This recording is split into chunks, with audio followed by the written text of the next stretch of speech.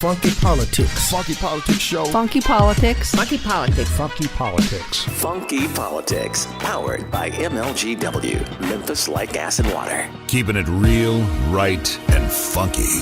Funky Politics. Funky Politics. Powered by MLGW. Memphis Light Gas and Water. You're listening to Funky Politics, powered by the KUDZUKIAN Network. I am DC, one of the two hosts of this show, sitting here along with my good friend Doc Ward. One of the two, and Doc is number 2. What's up? That means I'm the. We can't say that on. No, you can't say it on this. Okay. Anyway, man. Anyway, have you been looking at the news, man? Look, the news is interesting. Yeah, that's why I said a long time ago, we don't focus on these news stories. They're not going to change. Nope. Ridiculousness is still going to pile on. But the new ridiculousness now is... or stupidity. Yeah, NFL, man. Can you believe these dudes, man? Can you believe it? So if you do come out, you must stand. If you come out on the field. If you don't, during the playing of the national anthem, right, then we're going to find the team. Well, if you don't stand, you're going to be individually fined. Oh, but, yeah, you'll be individually fine. Okay, I thought they were going to find the team. Well, I mean, you're going to be fine. It's going to all trickle down to you if that's the case. But you've got to stand when the national anthem is being played, because they need to know that there's not a division of patriotism in this country between players, owners, and fans. That's what it comes down to. So where's the backlash going to come from between all of this, other than the players? Because couldn't the players just say, look, tell you what, we don't have to come out there until about the first half. What do you think about after the first half, Doc? Well, I don't think they should come out at all. I think that now is the time for them to understand. And I understand before this thing even started last year, they had gotten down to a point where you had less than 10 people that were actually kneeling at games. But what they've done now is opened up a Pandora's box, because it's bigger than just standing or kneeling for an anthem. It's about the freedom of expression for a flag that's supposed to represent a country whose First Amendment to the Constitution guarantees free speech for every citizen of this country. So how are you going to say patriotism in one breath, because you don't stand for the flag, and then allow citizens of the country to express themselves freely? How those things mesh? How are those things going to mesh? So what it comes down to is some funky politics. Funky politics following your president, who in a speech that he made in the most, I would say probably, for lack of a better word, prehistoric area in Alabama during one of the worst elections of a man that actually has a litany of young women that he tried to date. When he was endorsing him, that's right, he came up with all of this extra talk. Uncle Roy. And now all of a sudden the country is following, the NFL, one of the largest nonprofit organizations in the country, is following his lead. Right.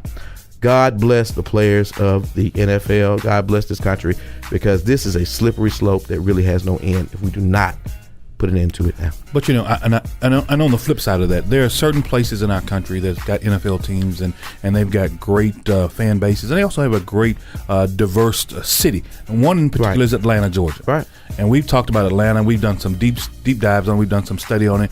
And I think right now is the time to come to bring our viewers and our listeners up to some speed on what we've done in the past. We scuba dived on Atlanta for a long time, even during the mayoral election that they had even last year. And we talked about a number of things, primarily dealing with diversity.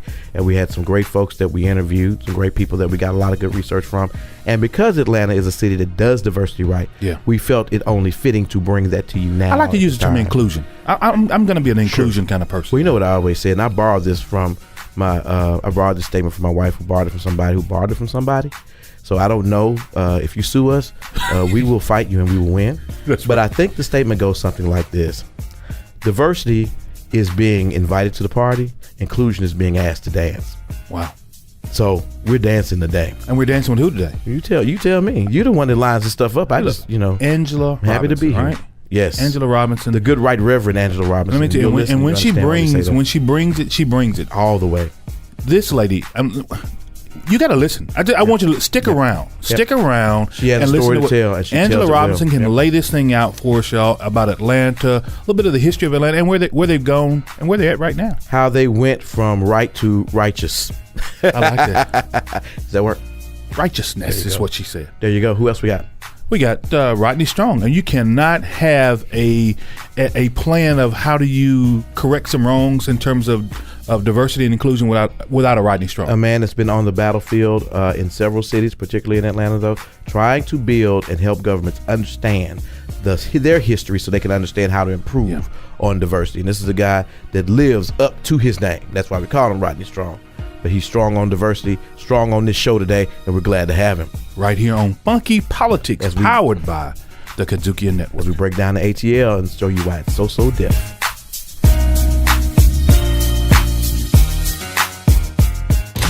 We're getting funky, y'all. 33% of Americans have a college degree. 43% of Africans in this country have a college degree. These are African immigrants that are coming into this country. They didn't have the opportunity and access, but they came over here in this American dream and created within this framework the opportunity that this country was set up, the ideal it was set on. And now to say that these people, because the disparaging remark goes further than just hole. It's Funky Politics on the KUDZUKIAN Network.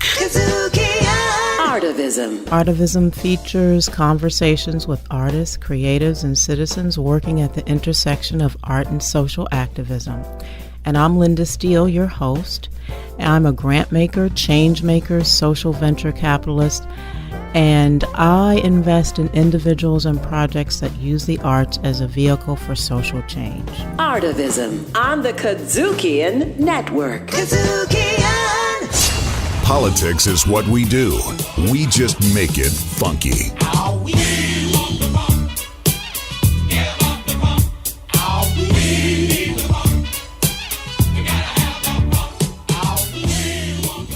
You're listening to Funky Politics, powered by the KUDZUKIAN Network. This is DC, one of your nice hosts. I think I'm the nicest host. And of course, my co-host, who's a mean guy, Doc Ward. Doc, how are you, sir? I'm not a mean guy. Just mean to boring people. So you telling me that? Is that why you're really mean to me? Whatever. I don't know. Once again, I said mean to boring people. I said nothing about you. Whatever. Or did I? Today we're visiting with Angela Robinson, an award-winning journalist who's located in Atlanta, who's at home in Atlanta, Georgia. An award-winning journalist. She's an award-winning journalist. We got to distinguish that because there's award-winning journalists, and then there are people like you. I don't even want to know what that is, but anyway. Angela Robinson, welcome to Funky. This is how we do it on Funky Politics too, by the way. We have fun, but we want to get this information out to our people so they know what is happening in this country. Hey, how are you? I'm great. Thanks so much for having me and allowing me to share some information about the greatest city in the world, ATL. Oh, I thought you were saying Memphis. I really No, I meant ATL for real. Now, Memphis, let me get to Memphis. I lived there when I was a little person, and Memphis was very cool, and it's very cool, but, Memphis knows. Yeah. So it's just like everybody else knows. It's ATL. But thank you sincerely for wanting to even hear, and I appreciate it very, very much. Well, Memphis is the birthplace of the blues, but we know you guys are so deaf. So we give you your deference. I appreciate that. And we'll go on from there. But one of the things that we're giving you deference for is because we know, and anyone that's listening knows that Atlanta, Georgia is, amongst other things, a national, if not international, model in diversity and inclusion. And that's what we've been talking about with respect to Atlanta. And over the past few decades, it's actually not just it's not just a strategy, it's been part of the development of Atlanta. And you've had the opportunity to witness that on a number of fronts. And really, could you kind of talk about, at least from your perspective, how we've come from Atlanta just being a great place for people to live to just being this great hotbed of diversity and this hotbed of inclusion for the United States and the world? Absolutely. Atlanta is not perfect, but, we work at it. And we really are very proud to be, especially Black folks, proud to be from the ATL because we work hard at making ATL great. We have big city problems just like every other metropolitan city. So we're working on all of that. And we're just coming off a mayor's race that's headed for a runoff, which is a very interesting time. But when you talk about diversity and ATL, you have got to look at the foundation and the bedrock of this city, and that's the civil and human rights movement, period. I've been blessed to see some of this and see the power of who we are and whose we are as Black folk. But I've also been extremely blessed to be around and be in a village of people who actually, worked it, who actually got us thus far, who actually made a way for me to be able to be a journalist and sit here and talk to you. Yeah. And for you to do what you do on a very serious tip. And so you cannot just forget that, and you have to nurture that and make it very much present day in everything. Mrs. King used to tell us that freedom, and we're not free right now. We think we're free, but we're really not. But she used to say freedom is fought and earned in each and every generation. And that is true. Wow. Because what is trying to take away your freedom or keep you from being free, it's just dressed up in different ways. It comes at you in different ways for each and every generation. But, here's something that Atlanta did right. And Andy Young will preach this and told this to me, and it's documented and so on and so forth. But he was a part of that generation that, had to fight for our freedom and so on and so forth. Sure.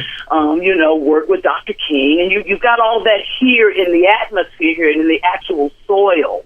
And the people are still here. The C.T. Vivians, to John Lewis, the Dr. Lowry, to Andy Young, so on and so forth, the names you know and the names you don't know. But Andy will tell you, if you think back of all the pictures in the film reels and you're looking at what the South was going through and you saw the hostility and the hatred and the evil and the water hoses and the dogs and whatnot, you didn't see that in ATL.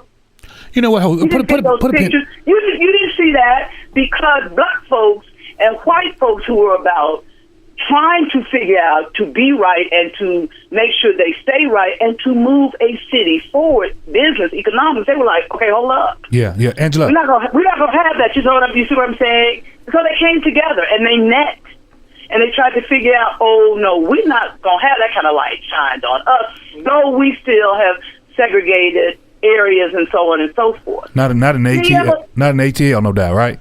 Not an ATL. Right, not and so happen, that colors, if you will, the lens also, and shows the world. Oh my goodness, this city's not good. And you quietly doing this over here. Then you got to remember we got 5 historically black colleges and universities sitting here. So we had education. I'm sorry. Let me put a pin right there. You're listening to Funky Politics, powered by the KUDZUKIAN Network. But you know what, that goes back though, and I don't want to jump into this too early. I want to wait a little bit, but I've heard that before.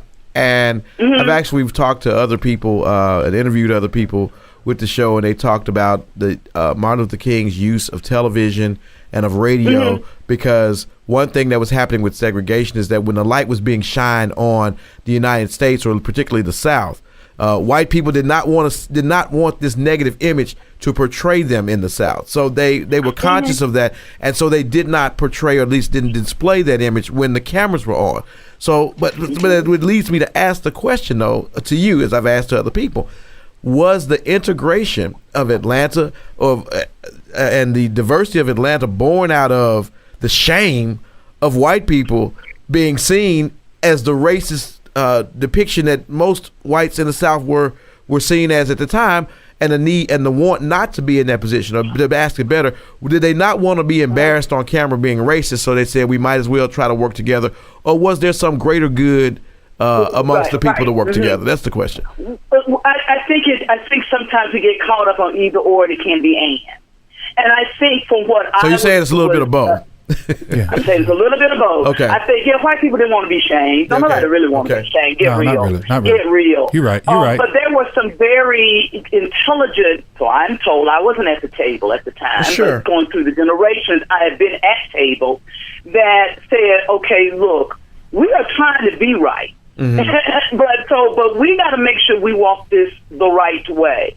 And by the grace of God and the education and the spirit and the diplomatic way, the Andys of the world and the Docs of the world came together and said, okay, look, because guess what? Black people going to prevail, okay? Black people are going to have a seat at the table, okay? Eventually, Eventually, as Maynard would say, Maynard Jackson, the former mayor, wasn't one to say, and we need it in the by and by. He wanted it now. He wanted it yesterday. And thank God for that. So you had that, okay, because you don't want to be shamed, fine. But whatever reason we can get righteousness and justice at the table, by golly, get it there.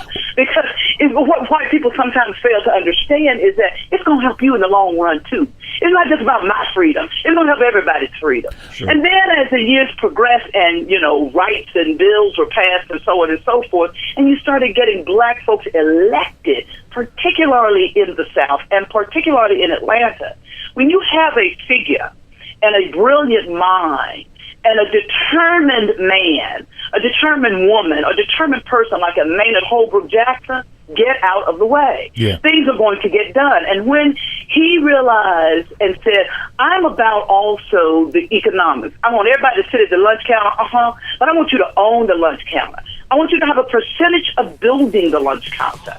I want you to be a contractor in this thing called Hartsfield Jackson International Airport. And that's when really the tide of my nowness started to change. If you feel where I'm going, we're about to go. We're about to go there right now because that's a really big part because that gets into the area of economic development. But we're going to hold on because you're listening to Funky Politics, powered by the KUDZUKIAN Network.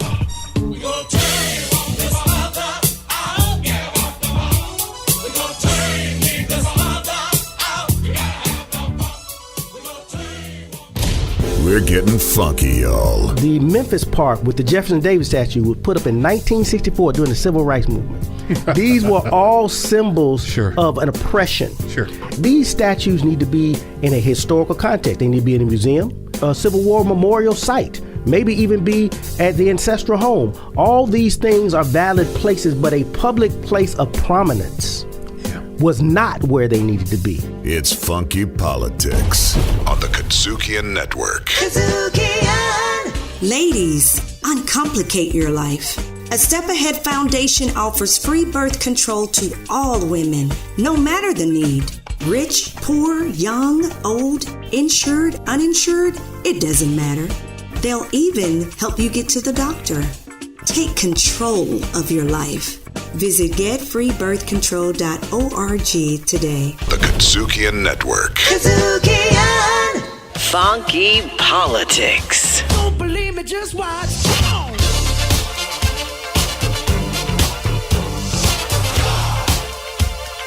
Don't believe me, just watch. You're listening to Funky Politics, powered by the KUDZUKIAN Network. I'm one of your hosts, DC, and of course, our other host here, Doc Ward. Doc, how are you, sir? I'm doing great. How you doing? I'm doing good. I got high energy today. Keeping it going. Keeping it going. Hey, look, folks, we are sitting here visiting this evening with Rodney Strong, principal of Griffin Strong, based out of Atlanta, Georgia. Everybody knows Rodney Strong. He's a man about the town. Brother Strong, how are you, sir? Hey, I'm doing great. How are you today? Man, glad to be able to talk to you again, brother. Diversity, business, how do we help develop this thing we called equity? And we want to talk a little bit about one of the greatest cities that we know of today, and that's Atlanta, Georgia. Doc, Atlanta is the place to be. Atlanta has been the leader for several decades. Can we get some of that love? In the area of diversity and inclusion. And there are several examples that you can point to from, the AU Center, but more so than just that, because that's HBCUs. In every aspect of Atlanta's growth, there has been a prominence of African Americans participating, and not just participating, but in some instances even creating. Yeah. And because of that, Atlanta is not just the national model, but the international model in cultural diversity as we see it today, or it should be. But it has not always been that way, because Atlanta, being the southern city that it is, once upon a time was exactly that southern city. But over time, it has evolved into an international center for commerce and development in so many ways. And, of course, Attorney Strong has been at the forefront of that, along with being at the forefront of the development and diversity of a lot of American cities. But going back to Atlanta, Rodney, could you sort of just give us an overview of how Atlanta went from being just that other southern city that just happens to be the capital of the state of Georgia to being the international powerhouse of inclusion and a place where everyone of any kind, any kind of culture can go and can thrive? Yeah, well, I'd like to think that I have a pretty comprehensive overview of Atlanta for a couple of reasons. I have lived in Atlanta since 1972, except for a period of 3 years when I was back in Memphis in law school at the University of Memphis from 1980 to 1983. Wow. And so I've seen quite a bit myself. But in addition to that, I'm a student of Atlanta history. My major professor when I was at Morehouse, who just recently passed away, wrote a book called Black Power in Dixie, and Dr. Alton B. Hornsby, and which really chronicles Atlanta from the Civil War all the way through the 1990s. And so Atlanta's had a really similar history to Memphis. A lot of people don't realize it, but in 1960, Memphis, Birmingham, and Atlanta were roughly the same size. If you look at the 1960 census data, they were roughly the same size. And if you looked at natural advantages, you probably would think that Memphis probably had a natural advantage, or Birmingham might have had a natural advantage because of its industrial capacity with all of the coal industry being there. But Atlanta was able to move to the head of the class, and I think a lot of that had to do with the intentional effort of the city to make sure that African Americans were engaged and involved in the business life of the city. So you're listening to Funky Politics, powered by the KUDZUKIAN Network. So reflect on that intentional attitude that Atlanta had, because I think that that's probably the thing that moved them to the head of the class. Yeah, well, I mean, like all three southern cities that we're referencing now, or New Orleans, or some other cities that we could name in the South, in the period after the Civil War, you had, HBCUs were developed to educate the freed, enslaved Africans that were in those states and that had become citizens upon the passage of the 14th Amendment to the Constitution. And so most of these cities in the South, you look through and look at Nashville, look at Memphis, look at Jackson, Birmingham, Atlanta, Charlotte, all these cities had HBCUs and still do have HBCUs, and they developed as a result of the segregated educational system that was developing in the late 1900s. But you saw also a backlash to a lot of the progress that African Americans were making in business and in education, and you saw race riots happen. Of course, we had the riots in Memphis that have been talked about extensively recently. And, of course, 110 years ago, I believe this weekend, we had the Atlanta race riot, which was one of the worst race riots in the South, and which W.E.B. Du Bois, who was a professor at Atlanta University, chronicled in his book, which has never gone out of print, The Souls of Black Folk. Now, can I ask you a question? Now, because to give real perspective to these, because when you hear about the race riots and people depict them, you would often think, if you didn't know, that you had, just these hundreds of African American people armed to the teeth in sort of equal battle with non-African American or white people, and when in fact it was more or less just in a lot of cities it was white people going into places where black people lived and sort of ravaging the area and basically murdering other African Americans.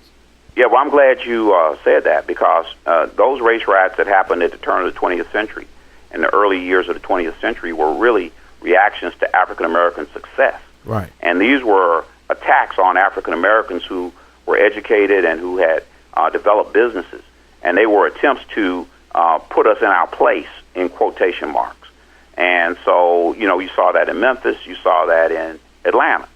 In Memphis, of course, there's a marker, a historical marker at the corner of Mississippi and Walker, right, where they burned down a black-owned grocery store, and basically you had a police riot.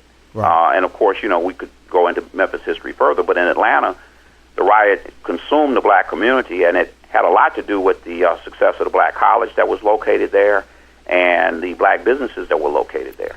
Right. And so Dr. Du Bois actually was out of town, came back to town, and defended his family with a shotgun from the steps of the dormitory at Atlanta University.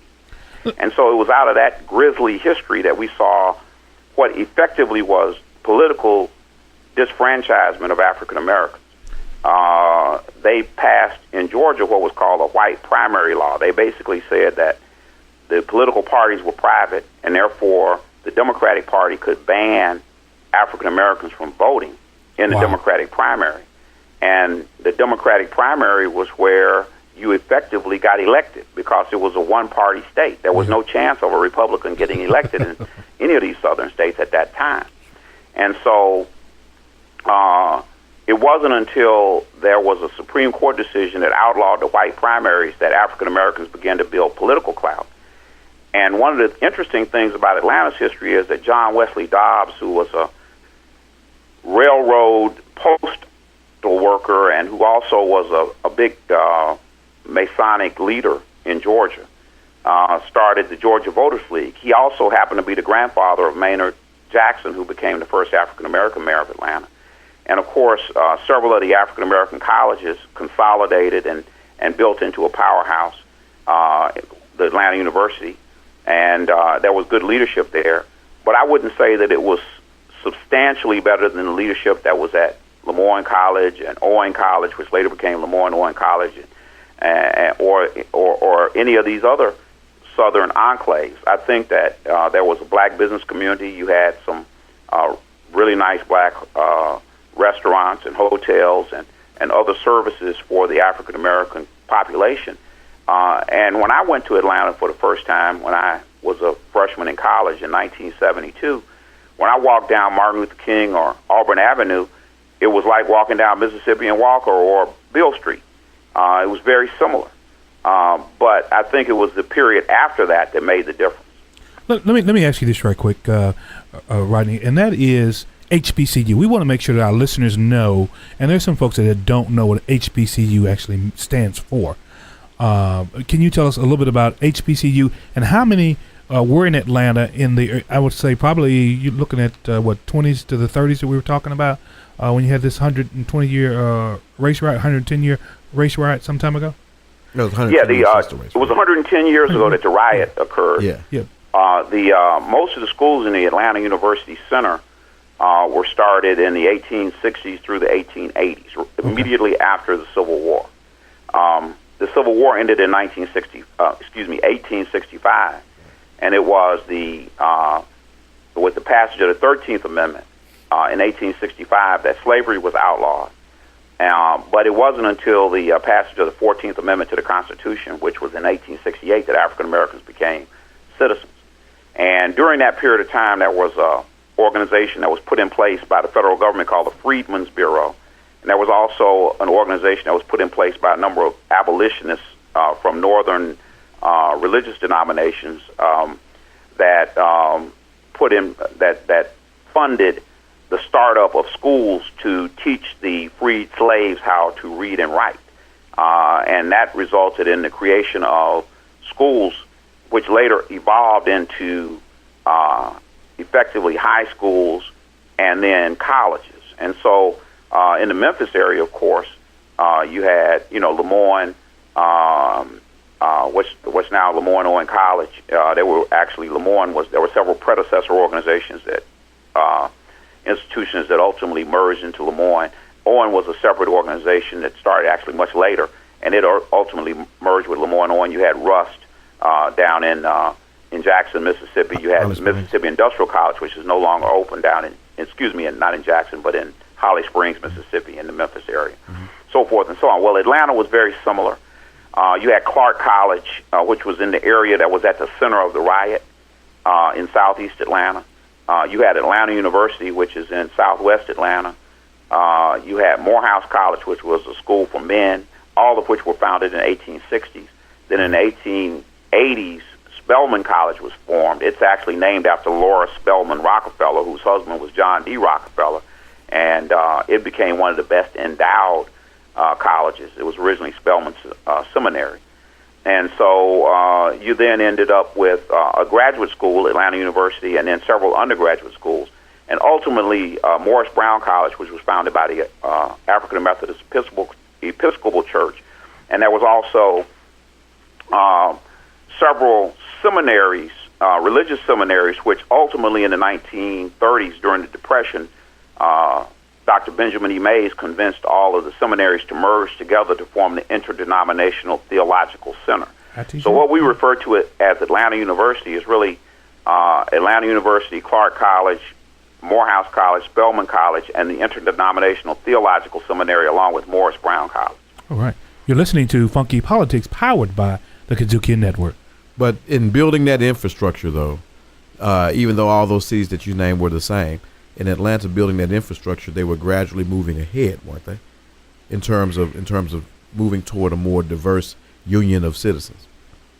Well, I think that the Atlanta University Center produced some extraordinary leadership, and I think a lot of that has to do with the leadership of the center itself. W.E.B. Du Bois was, without question, the most brilliant black scholar, and probably the most brilliant scholar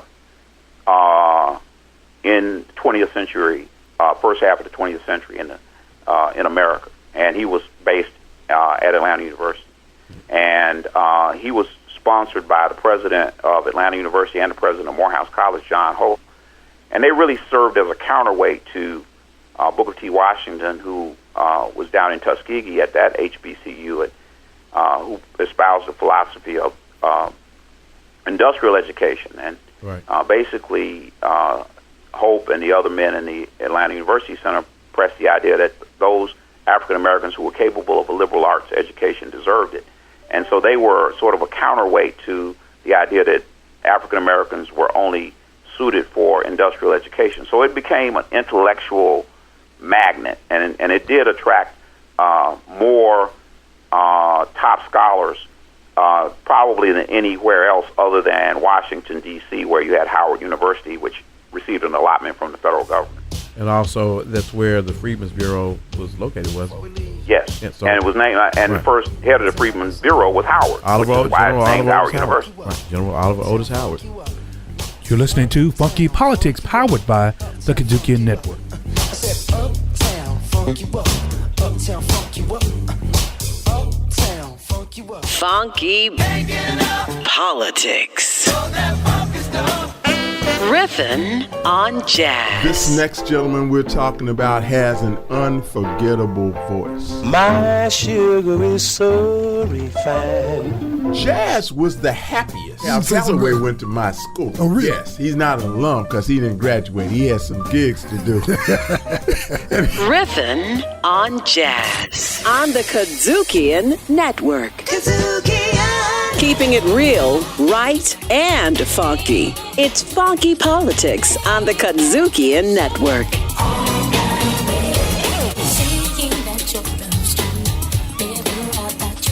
You're listening to Funky Politics, powered by the KUDZUKIAN Network. I'm DC, one of your hosts here, sitting on this program, and I'm sitting immediately to my left is my great colleague, Doc Ward. Doc, how are you, sir? I'm wonderful. You're wonderful. You're always wonderful. I tell you, I'm gonna say that all the time. Always. You should know that you got to keep up, man. We got a high-spirited show today. Yeah. You got to have something to say. We got a high-spirited Look at you, show. man. Y'all, you still too slow. I'm kind of malaise, up, right? Man. Dialogue goes like this. Angela Robinson is visiting with us. She's an award-winning journalist out of Atlanta. She's visiting with us, right? And she has gotten us just to the top here, man. I'm looking over.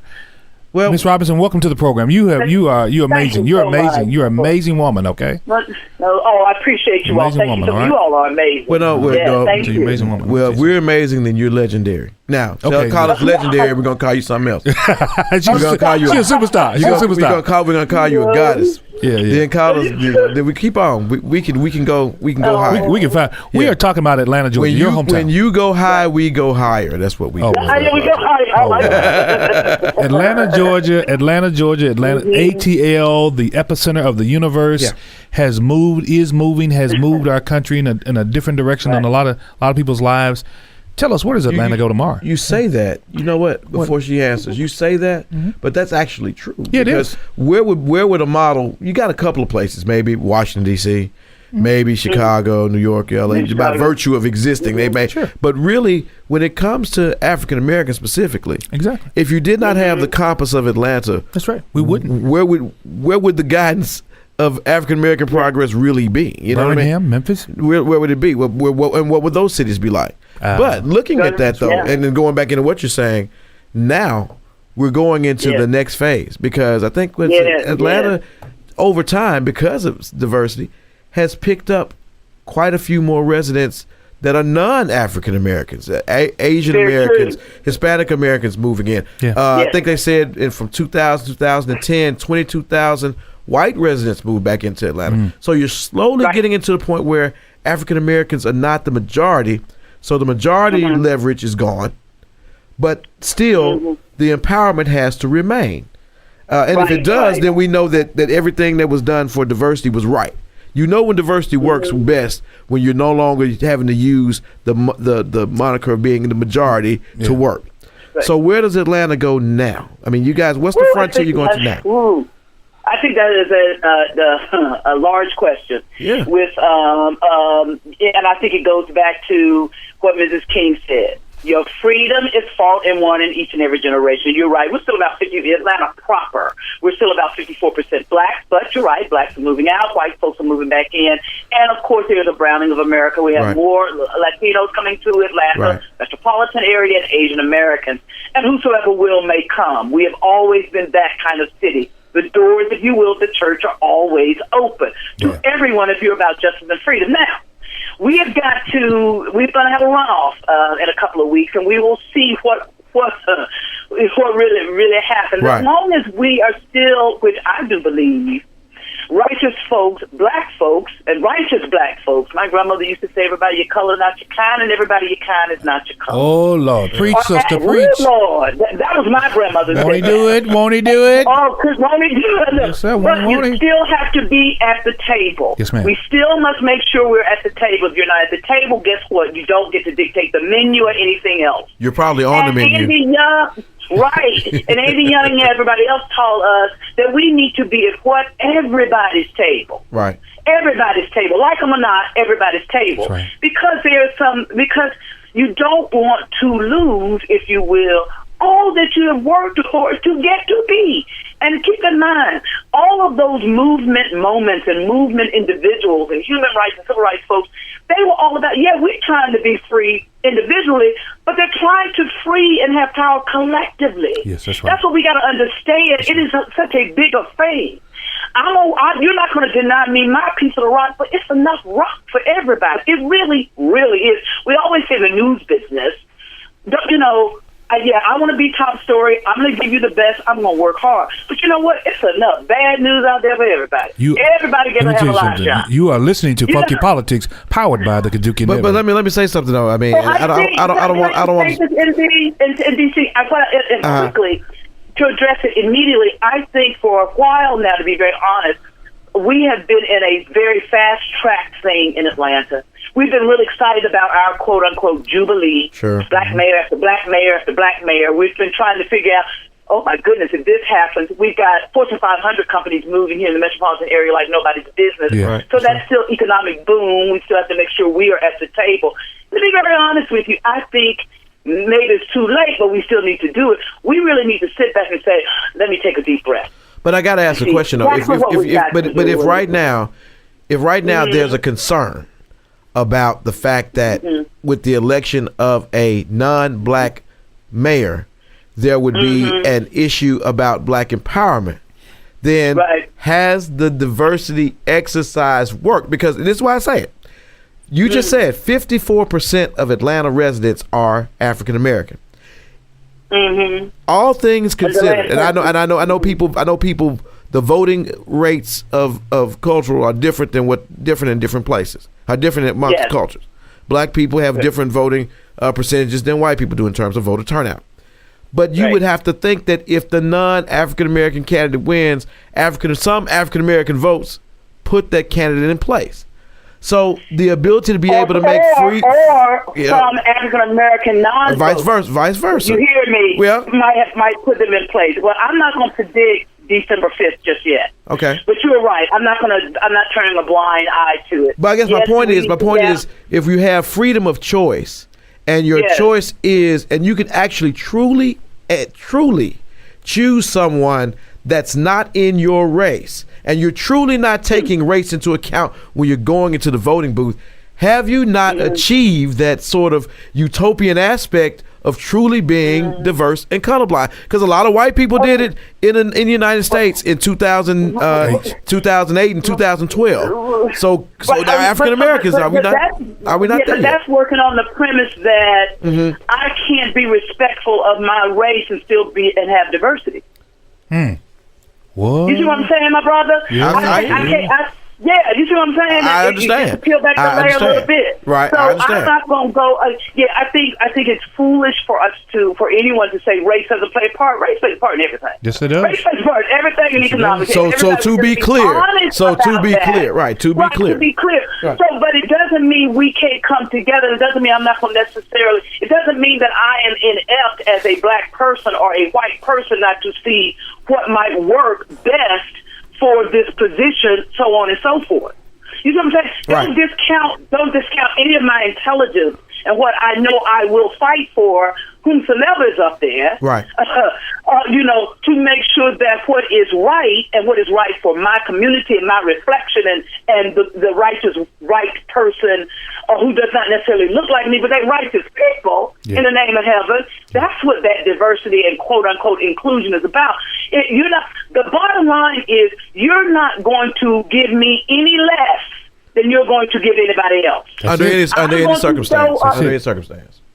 Under any circumstance. If I am working as hard and doing which we work at every day, particularly if we bring it right to home in my industry, every day, every day, all day, to tell the right story quickly. Sitting at the anchor desk, getting a script that says a black man 6'4" with a mustache raped this woman on such a street. Well, I'm not going to read that. Okay? Because a black man I know that's 6'3" with a mustache is my uncle. And he didn't rape anybody. Right. You got to do better than that. But in the same breath, my brothers and sisters, I'm not going to say a 6'3" white man with a mustache raped anybody. Right. Because that's inaccurate, too. You won't define it by race, right? Exactly. Right. That's inaccurate, too. You must have more. Everybody gets equal. And if you actually did that, this utopia and this dream of overcoming might actually have a chance of existing. Wow. So, we're going to have to see. We're going to have to see. We're going to see. I will tell you this. People of goodwill in this here city are not going to sit idly by and not fight. They're just not. We're just not. We don't have that reputation of just saying, oh, well. If we mess up, to some people think we might mess up if A, B, and C happens. You best believe we're going to be on folks' daily. Wow. Because now it's about survival of everybody. And that's the bottom line. And on that note, that's the bottom line. You're listening to. I wish they were that aggressive about the Falcons. But that's another story. We won't talk. Totally give myself something. I am really inflamed about it right now. It's much too early in the day to start drinking. Hold on, wait a minute. Wait a minute. For the honor of being with you all. You are listening to Funky Politics, powered by the KUDZUKIAN Network. We've been talking to Angela Robinson out of Atlanta, Georgia. We've had fun. Thank you so much, Angela. Right. Thank you so very, very much. And thank you for what you are doing and allowing me to have a little bit of space at your table. Oh, wow. Thank you so much. Come see me in ATL. We will do that. We will. Absolutely. All right. Okay. DC and Doc Ward on Funky Politics. Funky Politics is on. DC of that Funky Politics fame, we got a brand new show. It's called The Best in Blue. Will cover your Memphis Police Department and how they work to keep us safe day and night. Best in Blue on the KUDZUKIAN Network. KUDZUKIAN. Funky Politics is two men, two mics, a conversation and education. Other folks may steal, but they cannot take away our appeal. We give it to you real, right, and funky every time we get on this thing. Man. And you know what, man? What's that? I'm still messed up about this NFL thing, and I'm gonna tell you why. All right. I hate to go back to it. First of all, I will say that I hope that everyone has really gotten a chance to really get into what we tried to tell you you're gonna hear, and now you understand why we say the revolution won't be televised or just be broadcast or podcast on Funky Politics. But I can't get away from this thing about the NFL right now, because I look at it how there's such a quick reaction to people not standing up for a flag which they were kneeling for because of the injustice that was being inflicted upon African Americans, particularly African American men, in the hands of police who were acting, as they say, under the color of law. That's right. But there has been no action. None. No action to the 167,000 people who have witnessed school shootings since Columbine.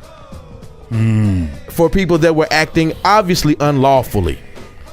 I don't get this whole notion of why it's so important for us to show the world how patriotic we are when the world sees out the back door just how much we do not care about our youth, just how much we do not care about the safety of our young that are building and that will be the generation. Yeah, turning the blind eye. I'm going to give you a small stat and I'll break it down just because it is a funky thing. If you look at the 10,000, not 10,000. If you look at the number of kids, I think it's about 100 or so that have been killed over the last few years in Columbine, and you take one person that represents probably about 80 people when you talk about generations. Yeah. And the 6 degrees of separation from that, wow. My math tells me that affects about close to 800,000 people. Yeah. So you've lost an opportunity for 800,000 people to live because you turned a blind eye to school shootings. When you talk about the people that have been murdered that will never reproduce, never have grandkids, great grandkids, those folks that will never encounter other people that will have families and the like. And it may sound funky to you, but it's funky politics. That's why I can be as funky as I want to on my damn show. But we've got to do something about the killing that we're doing to each other. Otherwise, you'll find more than just athletes kneeling for the flag. All of us will be kneeling for the flag. And that needs to be our cause. That needs to be what we need to be focused on now, as we go forward in this country at this time. But I look at it from the same prism that you do. We keep hollering Second Amendment. You're infringing on my rights. Yep. We talked to the director once before. He said, "Well, I'm a sports hunter himself, right?" Okay. And I asked him a question about an AR-15. He said, "Well, I'm not so sure." And he really did. I mean, he said the weapon in the wrong hands is bad for anybody, right? Sure, no matter what. But I'll come back and say again, what do you need an AR-15 for?